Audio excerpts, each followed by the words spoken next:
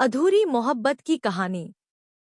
एक छोटे से गांव में आरव और अनाया रहते थे। बचपन से ही दोनों की दोस्ती पूरे गांव में मशहूर थी। स्कूल जाते समय, खेतों में खेलते हुए, मेले में घूमते हुए हर जगह लोग उन्हें साथ देखते। आरव गरीब परिवार से था। उसके पिता किसान थे और माँ घर संभालती थी। पढ़ाई में बहुत अच्छा था, लेकिन घर की हालत ठीक नहीं थी। दूसरी तरफ अनाया एक अमीर घर की बेटी थी। उसके पिता गांव के बड़े जमींदार थे। बचपन की दोस्ती कब गहरी मोहब्बत में बदल गई, दोनों को पता ही नहीं चला।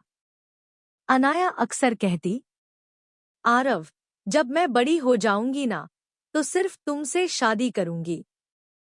आरव मुस्कुराकर कह देता, और मैं तुम्हें हमेशा खुश रखूंगा। लेकिन जिंदगी इतनी आसान कहाँ होती है। समय बीता। आरव कॉलेज जाना चाहता था, पर पैसों की कमी ने उसके सपनों को रोक दिया। वो खेतों में अपने पिता की मदद करने लगा। दूसरी तरफ अनाया की पढ़ाई शहर में जारी रही। लेकिन छुट्टियों में जब भी वो गांव आती, दोनों घंटों तक बातें करते।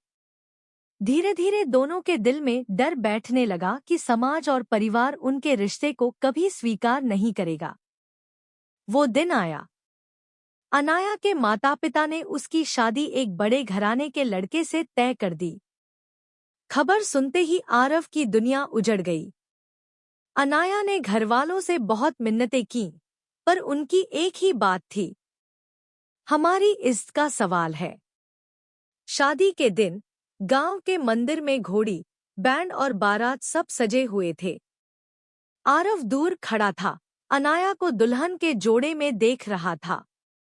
उसकी आंखों से आंसू बह रहे थे, लेकिन चेहरे पर मजबूर मुस्कान थी। वो चाहता था कि आखिरी बार अनाया उसे हंसते हुए देखे। अनाया की आंखें भीगी थीं, पर वो कुछ कर नहीं सकती थी। सालों बाद अनाया शहर चली गई। बड़े घर में रहती थी, सब कुछ था, पैसा, गाड़ी, शानो शौकत। लेकिन दिल खाली था।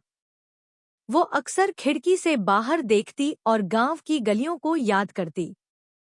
आरव गांव में ही रहा, चुपचाप मेहनत करता रहा, लेकिन उसके दिल में अब सिर्फ खामोशी थी।